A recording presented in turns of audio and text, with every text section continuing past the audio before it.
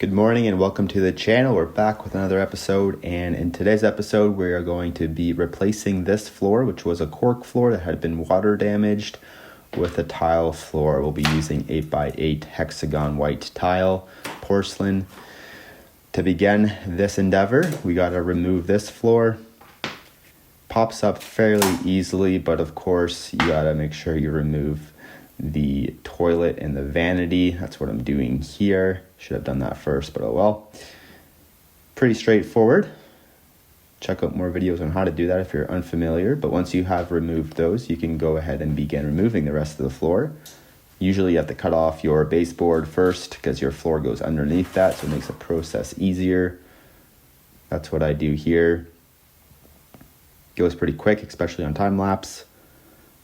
And you can see here, this is where the floor was getting some of the water damage. The faucet from the vanity had broken and pooled up there for a little bit. So there's been some mold and some swelling of the floorboards.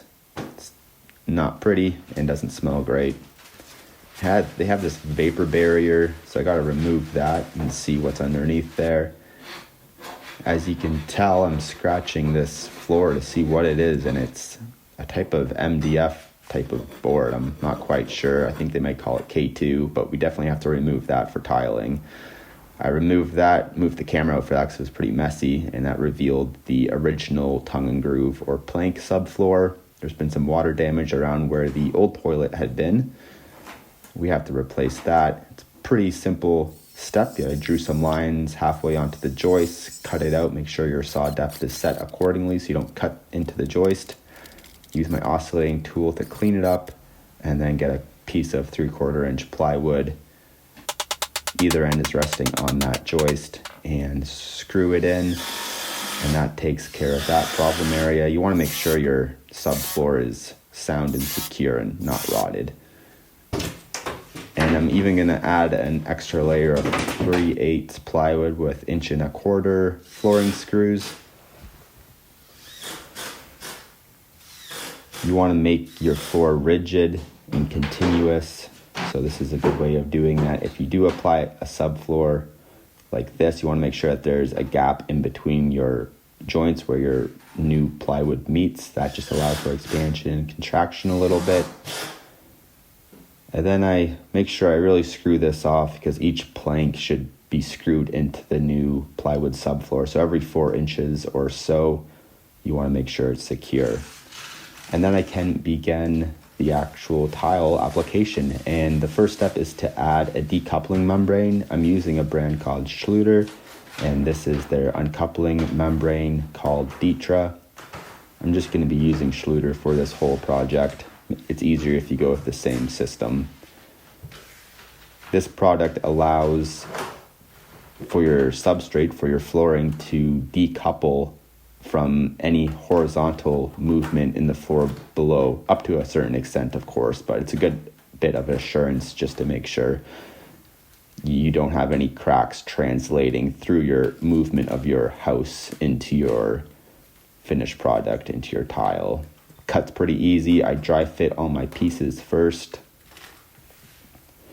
Make sure they all fit nicely, and then I can go ahead and begin the installation of it. I'm using the Ditra trowel, which is, I think, 3/16 by 3/16 notch trowel. I have my mixer, my drill, this thing, which I'm not actually sure what that is, but it's handy. I recommend it. And a block of wood. You'll see what that's for later on. I mix up my thin set to maybe the consistency of yogurt, so it's quite loose and thin, but it's still firm enough to hold a notch. I roll back my Ditra because I'm doing this in sections. It just makes it easier. And you want to hydrate your substrate, whether it's concrete or plywood. You do this because if you don't, when you apply your thin set, it's going to suck too much moisture out too quickly and it won't adhere properly. So you want to hydrate your substrate before you lay your underlayment. I then dump out some thin set to begin working, and I use the flat side of my trowel to spread it around. This keys it into the wood, just pushes it in, forces it in, so it's a better adhesion. So I spread it with the flat side of my trowel as evenly as I can, and then I pull it straight with the comb side, the notch side of the trowel, trying to keep it in the same direction. If you go multiple directions, you just could create air pockets, and it's just more of an even application if you try and pull it in the same direction. So I do a big chunk first, maybe about 6 feet long, and then I can roll back my Ditra, make sure it's in the right position before I push it in. And then once I'm happy with where it is, I grab my block of wood. You can also rent a roller or buy a weighted roller, but I find this works just as easy. Starting in the middle, I push out towards the edges, and that just pushes the fleece side, the underside of the Ditra, into the thin set. And I just repeat the process for all of it. It's pretty simple, and you can begin tiling right away after you do that. You don't have to wait for it to dry. So that's what I've done here. And to begin the tiling process, I do a bit of a layout. I'm going to go off of the tub in this situation. Sometimes it changes depending on the layout of the room, but I'm going to go off the tub here. It's nice and straight and the most visible. I like to dry fit as many pieces as I can before I mix up the batch of thin set. That just makes the thin set last as long as possible. I'm using my wet tile saw here to make those cuts because it's going against the tub. I want them to be nice and clean. You could also use a tile cracker or a grinder, but because it's going to be visible with clear silicone, I want to make sure it's clean looking tile. And now that I've had a couple pieces prepped, I can go ahead and do a bit of a better layout. I can kind of visualize what's going to happen once I apply the thin set this way.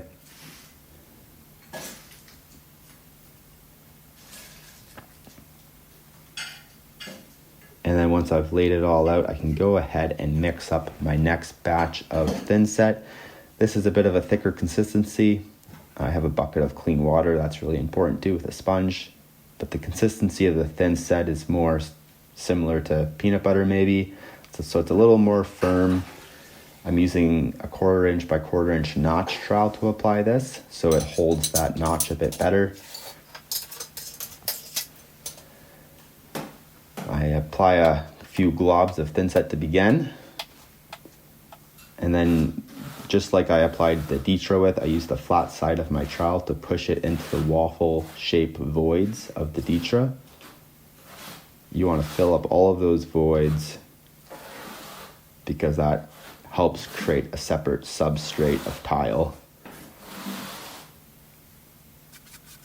So you push it all in. You have to go in several different angles to make sure it's pushed into those waffle shapes well. If you just do one direction, it's going to pull out. And then once you apply it, you just pull it straight, just like the Ditra with your trowel. You see I have a bit too much thin set going on here, so I'm going to have to move it around a bit.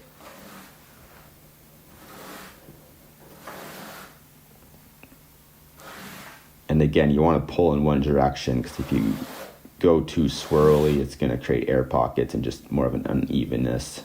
So your tile will be more difficult to lay. And try and keep your trowel at a consistent angle as well. I can begin applying the first row of tile. You can see I hydrate the back of my tile with a wet sponge. This again allows for better adhesion to the thin set. You could also back butter using thin set on your tile. I don't really have to do that for this application because of the size of my tile. I feel confident that just hydrating them is enough. And again, it just allows for better adhesion. So once I've done my first row, I'm going to use a straight edge. I'm unfortunately using my 4-foot level here, and making sure that first row is nice and straight, because everything's going to go off that reference line. Clean up my level right away so it doesn't dry and make more of a mess. And then I just go ahead, continuing that same process, using the flat side of my trowel, push it into the waffle shape voids of the Ditra, combing it straight with my 1/4 inch by 1/4 inch trowel, applying the tile, hydrating the backside. It's a pretty simple process here. I have to cut out for the toilet flange, so a bit more of a complicated of a cut. And for this, I'm going to use my grinder because I can make the curve a bit easier with my grinder than the wet tile saw. So I'm going to score the tile, go back and forth a few times, make a relief cut right down the middle, and it should just knock out like that. Nice and clean. And I'm going to use the same method for this bigger cut, which is a bit more difficult. Takes a bit more time, but slow and steady wins the race. So I'm just going to score it a few times. And I'm going to make some relief cuts with my wet tile saw. It's a bit safer using this saw. You could use the grinder too, but they're pretty deep cuts, so you just want to make sure they're straight. Every inch or so, making those relief cuts. And then I should be able to just pop those out as well, quite easily like that. I'm going to take my time a little bit more at the edges because it's a little more delicate, so I'm just going to bring it back to the saw here. And then those should pop off as well. Unfortunately, my memory card was full and I didn't realize it, so you don't see me cleaning this piece up. But you do see it installed, so this is what it looks like after the fact. Sorry about that, but just go slow and steady and dry fit as much as you can. This is the next day, so I have a bit more time to do my next batch of layout, and that's around all this cabinetry and door jambs. I'm going to cut the bottom of this so I can slide my tile underneath. To do that, I'm just using a tile as a spacer. I have it set up on my square actually to mimic the height of the thin set or the thickness of the thin set. And yeah, it's pretty quick work with this tool here. Once I cut the underside, my tile can slide in nicely, and that will make application go easily. So I have to do this everywhere, like the door jambs and that cabinet thing as well. So once I do that, I can begin my next layout, and that's a few more complicated pieces. I'm just gonna make sure I dry fit them all first before I apply the thin set. And once I'm happy with it, I can begin applying the thin set. I'm using this 3" by 1.5" little trowel thing. Not sure what it's called again, but it is handy to use for tight spaces like this. And then I'm gonna comb my tile. I'm gonna apply the notch side of my trowel to the tile instead of to the floor. It's just hard to get my trowel in there, so I'm gonna do this instead. It achieves the same thing. And once I fit it, you'll see that I wiggle the tile back and forth, and I've been doing that on all my tiles because you want to collapse those ridges for better adhesion. So each tile that I lay, I just move back and forth a little bit. And then I carry on the process. So there's a bit more cutting here, so it takes a bit more time, but it does go pretty smoothly if you just take your time. I apply all my tile and then I add the 16th inch spacers.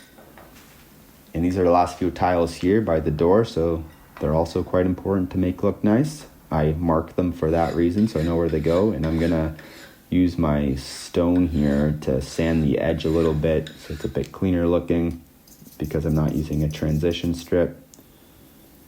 I just buff them all, set it in, wiggle it a little bit, make sure it's level with the wooden floor it's butting up against.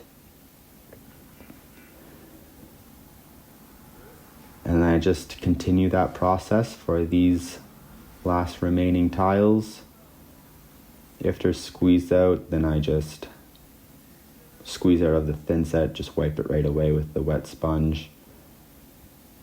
Make sure they're set nice and properly. And I do have a bit of a gap between the tile and the wooden floor because the wooden floor is going to expand a little bit and contract as the weather changes or the temperature within the house changes. So you don't want to go tight if you're doing it this way.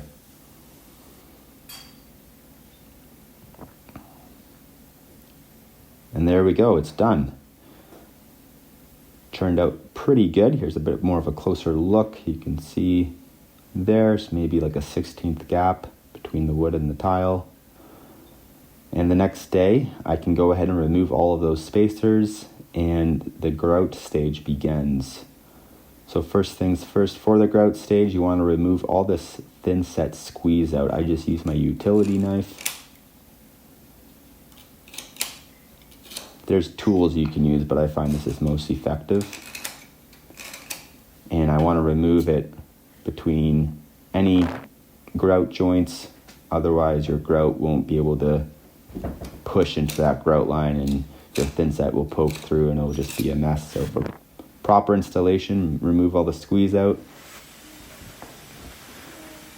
And then you want to make sure you clean your tile really good. So I'm going to vacuum all that loose debris out from those joints. And then I'm going to use my microfiber cloth and really wash the tiles. They're a bit more of a matte finish, so I want to make sure all those edges are just clean from any squeeze out from the thin set.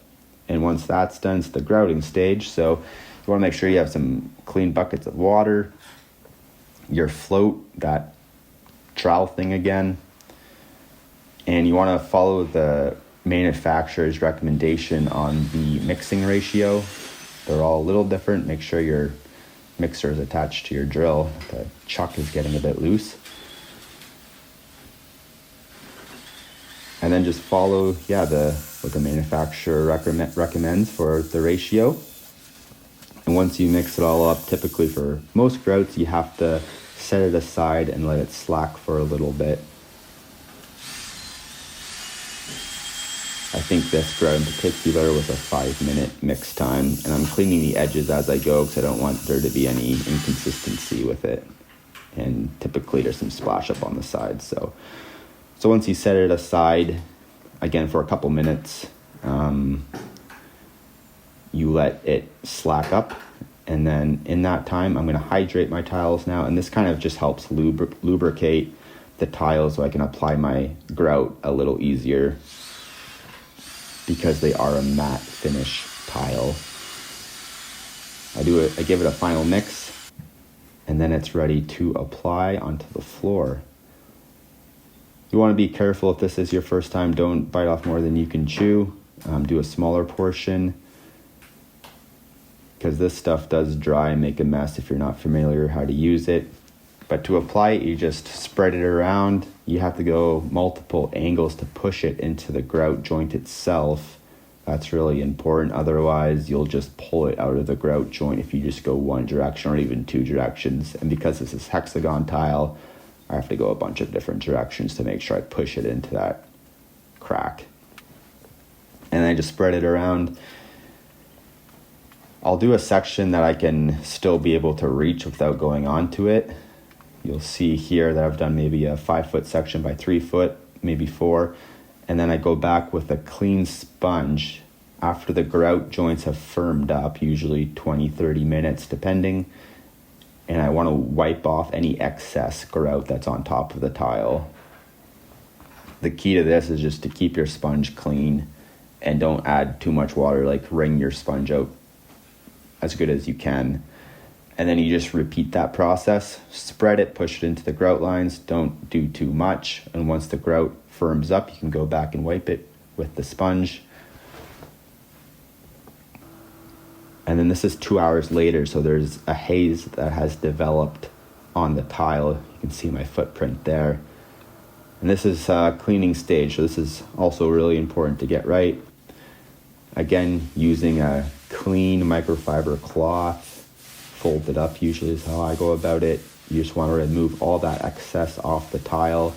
And by this point, your grout lines will have firmed up enough that you don't have to be too worried about that. But just make sure you don't have too much water on your rag as you buff it clean.